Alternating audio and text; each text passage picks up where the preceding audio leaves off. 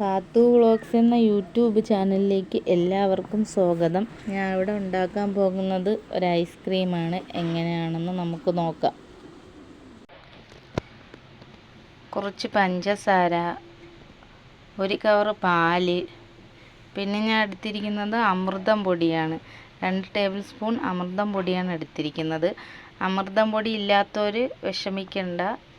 ഗോതമ്പ് പൊടി വേണമെങ്കിൽ നമുക്കിതിന് യൂസ് ചെയ്യാവുന്നതാണ്. എൻ്റെ അമൃതം പൊടി ഇരുന്നത് കൊണ്ട് ഞാൻ എടുത്തന്നേ ഉള്ളൂ. ഒരു പാൻ എടുത്തിട്ടുണ്ട്. അതിലേക്ക് 1 കവർ പാൽ പൊട്ടിച്ചൊഴിച്ചിട്ടുണ്ട്.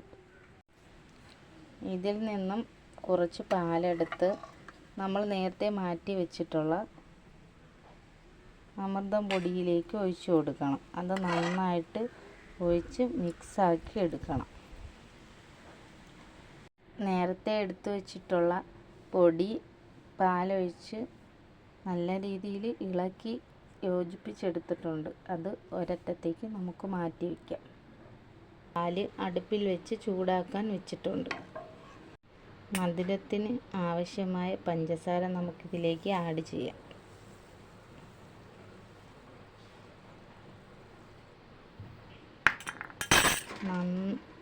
നന്നായിട്ട് ഇളക്കി യോജിപ്പിക്കാവുന്നതാണ്. ഈ പാലിലേക്ക് ഐസ്ക്രീമിന് കളർ വേണമെന്നുള്ളവർ കുറച്ച് ഫുഡ് കളർ ആഡ് ചെയ്യാം. അല്ലെന്നുണ്ടെങ്കിൽ ഒരു ബീട്രൂട്ടിൻ്റെ 2-3 കഷ്ണങ്ങൾ ഇട്ടാൽ ഈ പാലിന് നല്ല പിങ്ക് കളർ കിട്ടും. അപ്പോൾ നമ്മൾ ഐസ്ക്രീമിന് നല്ല കളർ ലഭിക്കും. അത് വേണ്ടാന്നുള്ളവർ അതൊഴിവാക്കാം. ഞാനിപ്പം കളറൊന്നും ആഡ് ചെയ്യുന്നില്ല, ബീട്രൂട്ടും ചേർക്കുന്നില്ല. എനിക്ക് നോർമലായിട്ടുള്ള ഈ കളർ തന്നെയാണ് ഞാൻ ഉണ്ടാക്കിയെടുക്കുന്നത്. ബീട്രൂട്ട് എൻ്റെ കൈവശം ഇല്ലാത്തത് കൊണ്ട് ഈ ഒരു കളർ തന്നെയാണ് ഞാൻ ഉണ്ടാക്കിയെടുക്കുന്നത്. പാല് നന്നായിട്ട് ചൂടായിട്ടുണ്ട്. അതിലേക്ക് നമുക്ക് നേരത്തെ എടുത്തു വെച്ചിട്ടുള്ള ആ ഒരു മിക്സ് ചെയ്ത ഇതിലേക്ക് ഒഴിച്ചു കൊടുക്കാം. എന്നിട്ട് നന്നായിട്ട് ഇളക്കിയെടുക്കുക, അല്ലെങ്കിൽ അത് അടി പിടിക്കാൻ സാധ്യത ഉണ്ട്. അപ്പം നന്നായിട്ട് ഇളക്കി നല്ല രീതിയിൽ കുറുക്കി നമുക്ക് എടുക്കാം. ഇതിന് ഹെൽത്തി ആയിട്ട് ഉണ്ടാക്കണമെന്നുള്ളവർക്ക് ഡേറ്റ്സ് ആഡ് ചെയ്യാം. മധുരത്തിന് പഞ്ചസാര നമുക്ക് സ്കിപ്പ് ചെയ്യാവുന്നതാണ്. അപ്പോൾ എൻ്റെ കയ്യിൽ ഡേറ്റ്സും ഇല്ലാത്തത് കൊണ്ട് ഞാൻ പഞ്ചസാരയാണ് ഇതിലേക്ക് ആഡ് ചെയ്തിരിക്കുന്നത്.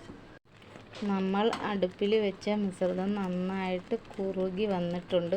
നമുക്കിതിന് സ്റ്റൗ ഓഫാക്കി ഇതിനെ തണുക്കാനായിട്ട് മാറ്റി വയ്ക്കാം. നല്ല രീതിയിൽ തണുത്ത് വന്നിട്ടുണ്ട്. ഇതിനെ നമുക്ക് ഒരു മിക്സി ജാറിലേക്ക് മാറ്റാം. എടുത്തു വെച്ച മിശ്രിതം മിക്സി ജാറിലേക്ക് മാറ്റിയിട്ടുണ്ട്. ഇനി നമുക്കിതിനെ നല്ല രീതിയിൽ ബ്ലെൻഡ് ചെയ്തെടുക്കാം. അതിന് മുന്നേ ഇതിൽ കുറച്ച് വാനില എസൻസ് ആഡ് ചെയ്യണം, ഒരു ഫ്ലേവറിന് വേണ്ടി. അതില്ലാത്തവർ 2 ഏലക്ക ഇട്ട് കൊടുത്താലും ഒരു ഫ്ലേവർ ലഭിക്കും. ഞാനിപ്പോൾ ഇവിടെ 3 ഏലക്കേൻ്റെ കുരുവാണ് ഇട്ട് കൊടുക്കണം കേട്ടോ.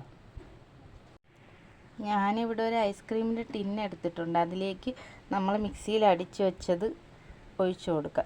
ഇപ്പോൾ ഐസ്ക്രീമിൻ്റെ ടിന്ന് തന്നെ വേണമെന്നൊന്നുമില്ല, നമുക്ക് ഏത് പാത്രത്തിൽ വേണമെങ്കിലും ഒഴിച്ച് വയ്ക്കാവുന്നതാണ്. ഞാൻ അതിനെ ഒരു മൂടി അതിൻ്റെ അടപ്പ് വെച്ച് അടച്ച് വെച്ചിട്ടുണ്ട്. അപ്പം നമ്മൾക്ക് ഈ ഐസ്ക്രീമിൻ്റെ ടിന്നല്ലെങ്കിൽ നമുക്ക് വേറൊരു പാത്രം ഏത് വേണമെങ്കിലും, ചോറ്റുപാത്രം ഏത് വേണമെങ്കിലും നമുക്ക് എടുക്കാം. അതെടുത്തിട്ട് ഒരടപ്പ് വെച്ച് അടച്ച് വെക്കണം. അല്ലെന്നുണ്ടെങ്കിൽ ഒരു ഫോയിൽ പേപ്പർ വെച്ച് മൂടി 1 മണിക്കൂർ ഫ്രിഡ്ജിനകത്ത് വയ്ക്കാം നമുക്കിതിനെ.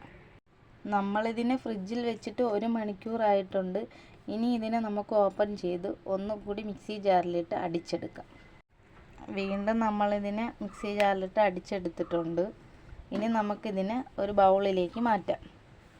നമ്മൾ നേരത്തെ ഒഴിച്ച് വെച്ചിരുന്ന ബൗൾ തന്നെയാണെങ്കിൽ അതിൽ നമുക്ക് കഴുകിയൊന്നും വേണ്ട. അതിൽ തന്നെ നമ്മൾ വീണ്ടും തിരിച്ച് റിട്ടേൺ ഒഴിച്ചിട്ട് നമുക്ക് വീണ്ടും ഒരു 8 മണിക്കൂർ പിന്നെ ഫ്രിഡ്ജിൽ വയ്ക്കാം.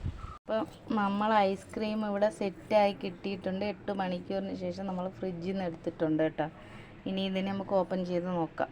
നമ്മൾ ഐസ്ക്രീം ഇവിടെ സെറ്റായി കിട്ടിയിട്ടുണ്ട്. നമുക്കിനി ഈ ഐസ്ക്രീം ഒന്ന് ടേസ്റ്റ് ചെയ്യാൻ കൊടുക്കാം.